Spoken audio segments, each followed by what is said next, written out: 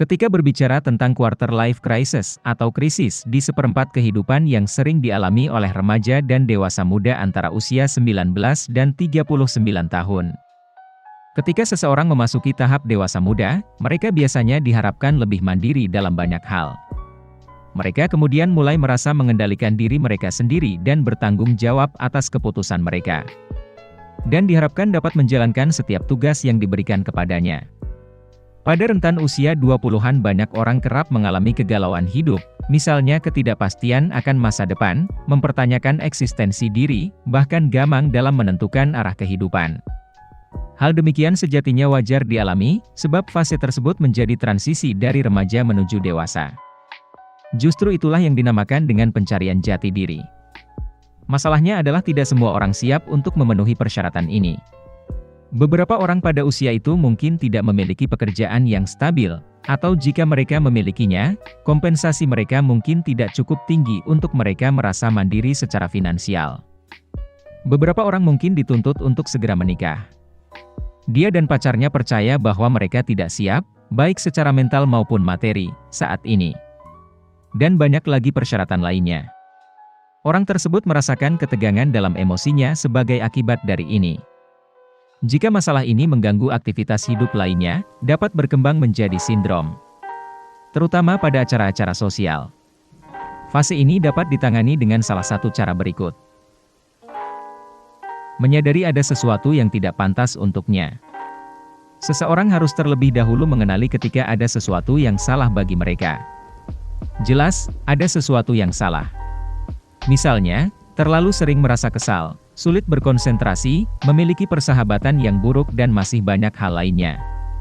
Ketika seseorang menyadari ada masalah dengannya, dia akan berusaha untuk berubah. Mencari tahu kesenjangan yang belum terpenuhi.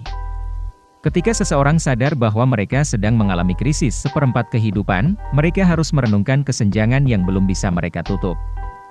Apa yang membuat kalian merasa tidak nyaman? Apakah itu terkait dengan pekerjaan kalian, hubungan kalian dengan orang lain, hubungan kalian dengan keluarga, atau masalah lain? Melihat dirimu dengan pandangan positif. Mulai mengenali diri sendiri. Jujur dan terbuka pada diri sendiri tentang kelebihan dan potensi yang dimiliki.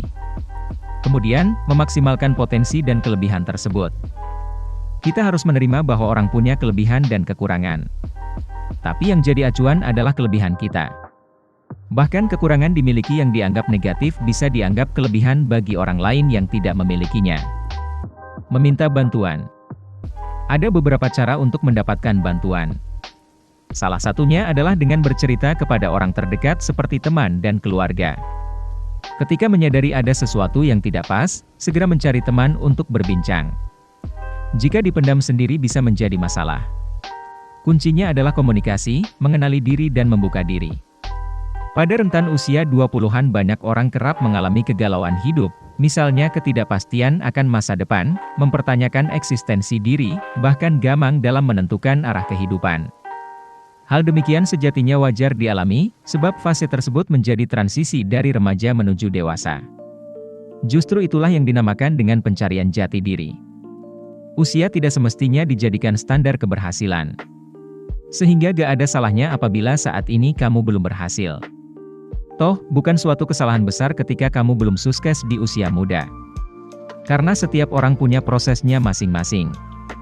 Perkara orang lain yang sudah sukses di usia muda jangan terlalu dipikirkan, apalagi dibandingkan dengan dirimu. Lebih baik fokus pada diri sendiri agar mampu menghasilkan progres setiap hari.